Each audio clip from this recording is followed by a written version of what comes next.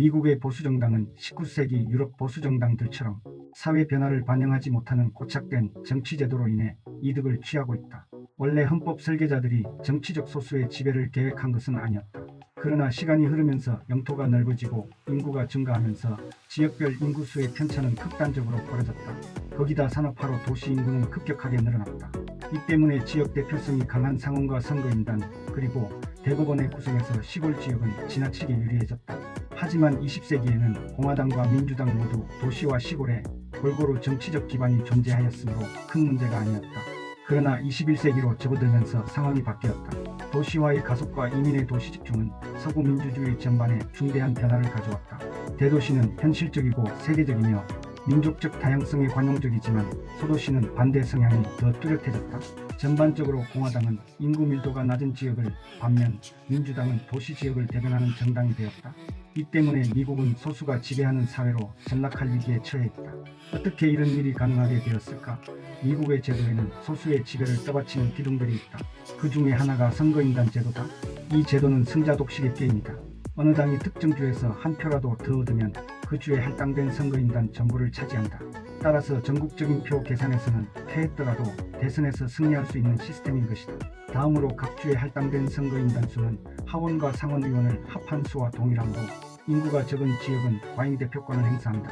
따라서 시골 지역에 편향된 공화당에는 명백한 이익이다. 1992년부터 2020년까지 모든 대선에서 공화당은 2004년을 제외하면 모두 득표는 적었다. 그러나 대통령은 3번을 차지했다. 소수 지배의 두 번째 기둥은 상원제도다. 미국 전체 인구의 20% 미만에 해당하는 인구수가 적은 주만으로도 상원 과반을 차지할 수 있다. 그리고 11%에 해당하는 주만으로도 필리버스터를 하여 입법을 무산시킬 수 있다. 공화당은 인구수가 적은 주에서 우위를 확보하여 선거에서 과반을 얻지 못하면서도 상원을 장악하고 있다. 미국 상원의 임기는 6년이며 2년을 주기로 3분의 1씩 교체된다. 결국 상원의 완전 교체를 위해서는 선거를 3번 치러야 한다. 민주당은 1996년에서 2002년 이래 6년 주기마다 선출하는 상원 선거에서 과반의 표를 얻었다. 그럼에도 다수는 공화당이 차지했다. 세 번째 기둥은 대법원이다. 대법원의 당파 편향은 간접적이지만 대단히 중대한 영향을 미친다.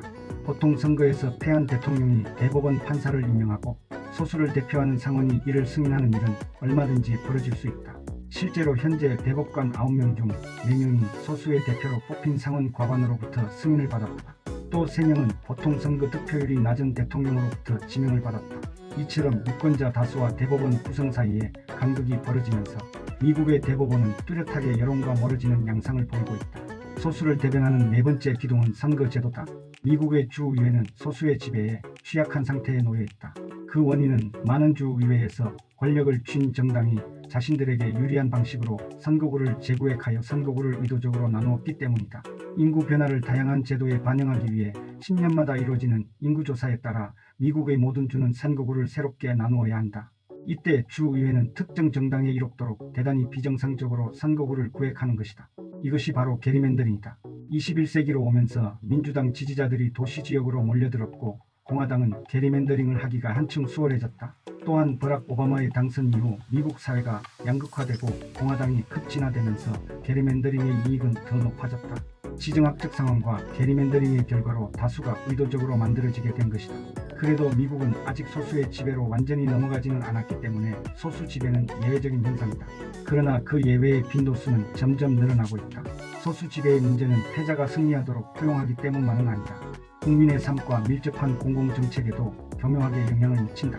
이와 관련해서 한 가지 사례로 낙태를 들 수 있다. 2022년 대법원은 헌법으로 보장된 낙태권을 폐기하면서 이 문제를 연방의회와 주의회로 넘겨버렸다. 여론은 낙태 합법화에 55%가 찬성하며 반대 의견은 39%에 불과했다. 이에 따라 하원은 주 정부가 낙태권을 제한하지 못하게 하는 여성건강보호법을 통과시켰지만 상원의 필리버스터로 폐기되고 말았다. 결국 낙태법은 주 차원으로 넘어갔다. 그 결과 16개 주에서 주민 다수의 뜻과 다른 낙태를 제한하는 법을 통과시켰다. 여론과 정책의 괴리 현상은 총기 규제 사안에서 더 뚜렷하게 나타난다.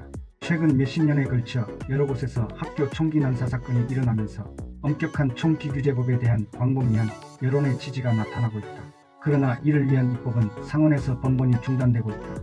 이는 상원이 총기 소유자들을 과잉 대표하고 있기 때문이다. 이것은 필리버스터와 함께 상원을 총기 규제법의 무덤으로 만들고 있다. 또한 미국의 반다수결주의 제도는 가난과 불평등의 완화 시도도 계속해서 가로막고 있다. 미국인들은 수십 년 동안 최저임금의 인상을 강력하게 지지했지만 그들의 목소리는 예산에 거의 반영되지 못했다. 지난 50년간 임금 정체 문제를 해결하지 못하게 되면서 미국 사회는 빈곤과 불평등의 차원에서 예외적인 사례로 남았다. 오늘날 미국의 반다수결주의 제도는 소수의 독재를 인정하고 심지어 강화하기까지 할 위험에 처해 있다. 국회의사당 폭동 다음 날인 2021년 1월 7일 공화당 전국위원회는 플로리다주 아멜리아 섬의 리츠 칼튼 리조트 우도회장에서 4일간 열렸다.